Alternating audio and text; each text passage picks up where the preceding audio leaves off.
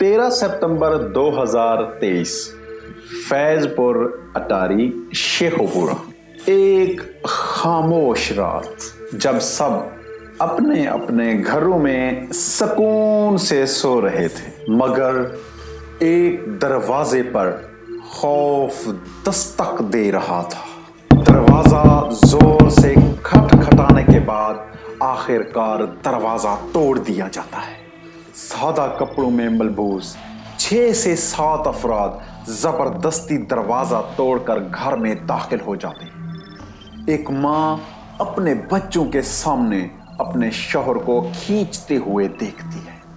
जबरदस्ती उसके शौहर को घसीटते हुए गाड़ी में डाला जाता है। हॉर्न बजते हैं, इंजन स्टार्ट होते हैं और गाड़ी दूर कहीं उसके शौहर को ले जाती है। फौरन ही नासरा की नजर साथ पड़े हुए फोन पर पड़ती है। वो फौरन फोन की तरफ लपकती है और 15 पर कॉल करती है।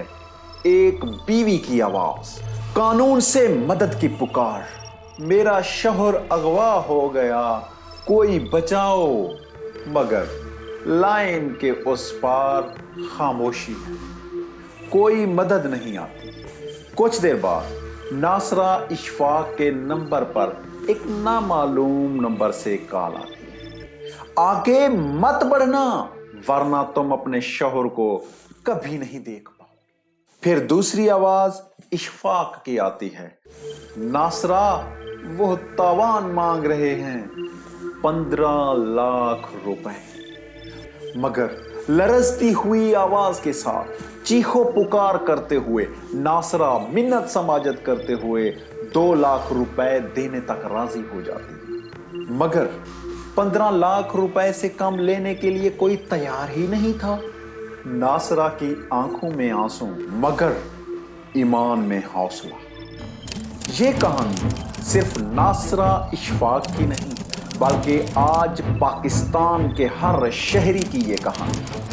मुकम्मल कहानी देखने के लिए आप इस वीडियो से जुड़े रहें और आज हम आपको ये मुकम्मल कहानी बताएं। पिछले दिनों मेरे पास एक केस आया जिसमें मकामी पुलिस ने एक शख्स को अगवा कर लिया था और अगवा करने के बाद 4 दिन तक मकामी पुलिस ने उसे हवालात में गैर कानूनी तौर पर बंद रखा। जब मुतालबात तस्लीम ना किए गए तो उसको तशद्दुद का निशाना बनाया गया। तो अब वो केस जब मेरे पास पहुंचा और उन्होंने बताया कि 4 दिन हो गए हैं हमारे अजीज़ को, हमारे भाई को, उसका भाई क्योंकि हमारे पास आया हुआ था, मकामी पुलिस ने उठा लिया है और अभी तक ना तो वो मकामी मजिस्ट्रेट के पास पेश कर रहे हैं और ना ही उससे कोई बरामद हुई है चीज़। मुकम्मल केस की मालूमात लेने के बाद मुझे ये पता चला कि जहाँ से उस शख्स को उठाया गया था वहाँ पर भी सीसीटीवी कैमरे लगे हुए थे और जिस थाने में उसको बंद किया गया है, क्योंकि पंजाब के अब हर थाने में सीसीटीवी कैमरे लगाने का हुक्म है, तो वहाँ पर भी लगे हुए थे। तो सबसे पहला ग्राउंड तो ये था कि मुझे ये साबित करना था कि उसे 4 दिन से हवालात में गैर कानूनी तौर पर बंद रखा हुआ है।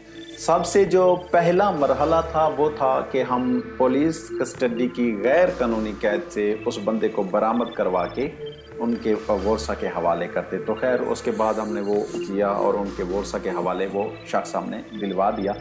अब क्योंकि हमने पुलिस के खिलाफ भी तो कार्रवाई करनी थी, जो उन्होंने 4 दिन तक गैर कानूनी हिरासत में रखा और तशद्दुद करते रहे, तो उसके लिए सबसे पहला स्टेप मैंने यही लिया कि वो सीसीटीवी फुटेज जहाँ से उस लड़के को उठाया गया और उस थाने की, उस हवालात की सीसीटीवी फुटेज को उस मुकदमे का हिस्सा बनाकर फिर हम पुलिस के अगेंस्ट अगर कोई कार्रवाई बनती है तो उसके खिलाफ जा सकें।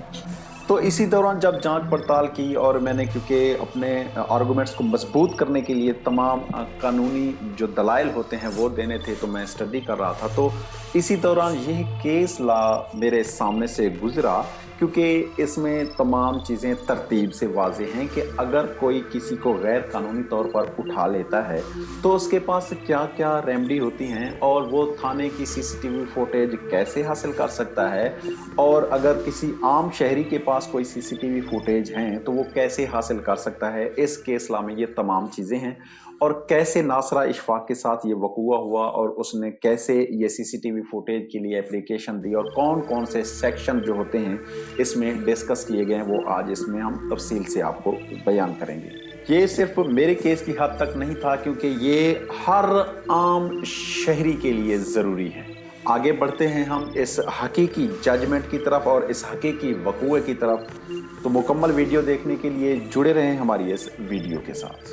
सुबह के 3 बजे वहदत colony road, Lahore, sub inspector Mohammad Nawaz कहलू एक FIR दर्ज करता है। मंशियात एक्ट की दफ़ा 9C के मुताबिक।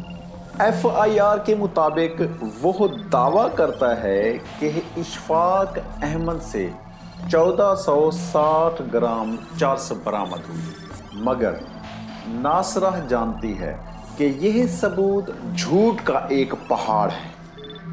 नासरा लाहौर आती है, वो सेफ सिटी अथॉरिटी के दफ्तर में दरख्वास्त देती है कि मुझे उस रात की CCTV फुटेज दे, ताकि दुनिया देखे कि मेरा शोहर कैसे उठाया गया। मगर जवाब आता है, आपकी दरख्वास्त मुस्तरद की जाती है। नासरा इशफाक कहती है, मैं हर फोरम्स अख्तियार करूंगी, हर फोरम पर जाकर शिकायत करूंगी, मैं अपने खामद को बचाने के लिए हर हद तक जाऊंगी, चाहे पूरा निज़ाम ही मेरे खिलाफ क्यों ना हो जाए।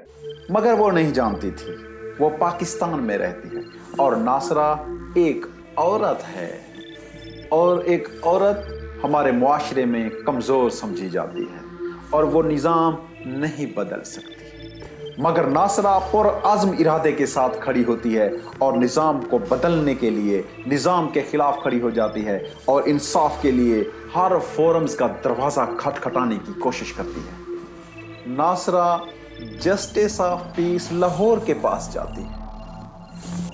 जस्टिस ऑफ पीस के पास नासरा इस्तदा करती है कि पंजाब सेफ सिटी अथॉरिटी को हुक्म दिया जाए कि उस रात की CCTV फुटेज मुझे फराहम की जाए, ताकि वो अपने शौहर की बेगुनाही और अपने ऊपर होने वाले तमाम जुल्म और सितम की दास्तान लोगों को दिखा सके।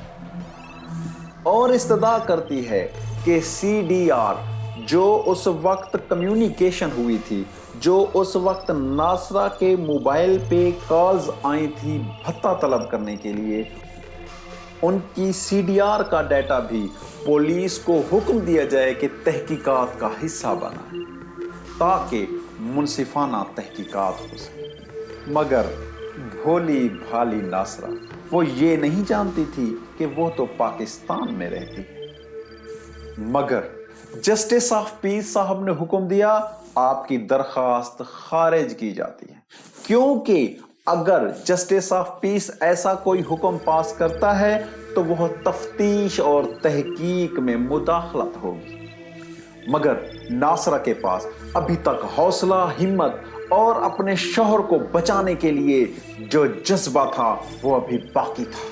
वो अपने शौहर को बचाने के लिए हर हद तक जाने के लिए तैयार थी। और आखिरकार लाहौर हाई कोर्ट में आईन पाकिस्तान 1973 आर्टिकल 199 के मुताबिक वो एक रेट पिटीशन दायर करती है। अदालत आलिया में इंसाफ की सदा करती है। दोनों तरफ वोकला, दस्तावेजात और एक बीवी की लरजती हुई आवाज। और नासरा का मौक़िफ़ क्लियर, मैं सिर्फ फुटेज चाहती हूं ताकि साबित हो सके कि मेरे शौहर को पुलिस ने जबरदस्ती घर से अगवा किया था। मगर पंजाब सेफ सिटी अथॉरिटी कहती है हम फुटेज नहीं दे सकते क्योंकि ये अवामी मफाद में नहीं आता।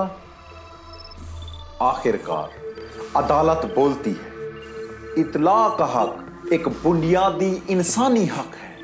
ये सिर्फ खबर नहीं, ये इंसाफ की बुनियाद है। और آئین پاکستان 1973 کے آرٹیکل 19 میں کوئی بھی معلومات چھپانا انصاف سے انکار کے مترادف ہے، اور مزید عدالت نے کہا معلومات تک رسائی عوامی اہمیت کے معاملے میں ضروری ہے، مگر یہ حق قانونی ضابطوں اور معقول پابندیوں کے تابع ہے۔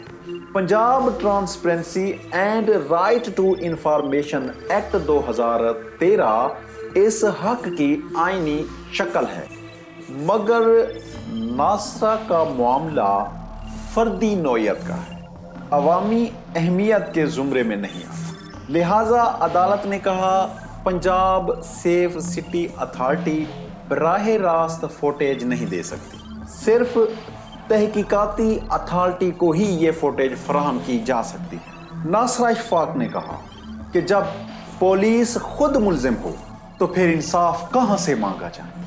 ناصرہ اشفاق نے کہا میں اپنی فیملی کے تحفظ کے لیے یہ CCTV فوٹیج مانگ رہی ہوں، یہ میرا حق ہے، مگر پنجاب سیف سٹی اتھارٹی نے کہا یہ معلومات عوامی نوعیت کی ہیں، پنجاب سیف سٹی اتھارٹی کو قانون اجازت نہیں دیتا۔ ہر شہری سرکاری ادارے سے معلومات مانگ سکتا ہے، مگر صرف وہ معلومات جو عوامی مفاد میں ہو، نجی یا تفتیشی مواد اس قانون سے مستثنا ہے۔ منصفانہ تفتیش پولیس کا فرض ہے، اور عدالت نے مزید کہا پولیس آرڈر 2002 احتساب کا دروازہ ہے۔ جب پولیس خود ملزم ہو تو پھر انصاف کہاں سے مانگا جا سکتا ہے؟ پولیس آرڈر 2002 شہری کو راستہ دیتا ہے۔ آرٹیکل 18 پولیس افیسر کا کوڈ آف کنڈکٹ کی وضاحت کرتا ہے۔ پولیس آرڈر 2002 آرٹیکل 106 ہر شہری اگر وہ متاثرہ ہے تو پولیس کے خلاف شکایت درج کروا سکتا ہے۔ تفتیش ایماندارانہ، غیر جانبدار اور سچ کی تلاش ہونی چاہیے۔ اگر پولیس شواہد چھپائے تو انصاف دفن ہو جاتا ہے، اور اس کیس میں مشاہدہ کرتے ہوئے عدالت عالیہ نے کچھ سیکشنز کی وضاحت کی۔ سیکشن 156 سب سیکشن 3 ضابطۂ فوجداری، میجسٹریٹ منصفانہ تفتیش کا حکم دے سکتا ہے۔ سیکشن 551 ضابطۂ فوجداری، اعلیٰ پولیس افسران تفتیش کی نگرانی کر سکتے ہیں۔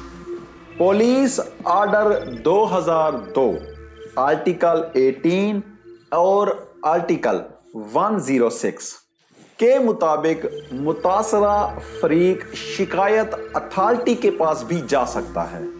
آخر میں عدالت نے قرار دیا ناصرہ اشفاق کا معاملہ دردناک ہے، مگر آئینی دائرہ کار کے مطابق پنجاب سیف سٹی اتھارٹی کو حکم نہیں دیا جا سکتا۔ تاہم پولیس اور تفتیشی افسران منصفانہ تفتیش کے پابند ہیں، اور متاثرہ فریق یعنی ناصرہ اشفاق یا کوئی بھی ایسا شخص اگر کسی کے ساتھ ایسا معاملہ ہوتا ہے تو وہ ان تمام قانونی فورمز پر انصاف مانگ سکتے ہیں۔ کیونکہ اس کیس میں ناصرہ اشفاق نے پنجاب سیف سٹی اتھارٹی کو CCTV فوٹیج اور کال ریکارڈ کا ڈیٹا فراہم کرنے کی استدعا کی تھی، اور اس کے خلاف جسٹس آف پیس کے پاس گئی تھی، اور جسٹس آف پیس نے ان کی ریٹ پیٹیشن خارج کر دی گئی تھی، مگر عدالت عالیہ نے خضر حیات کیس کا ریفرنس دیتے ہوئے کہا کہ جسٹس آف پیس بھی اگر چاہتا تو سیف سٹی اتھارٹی کو حکم دے سکتا تھا۔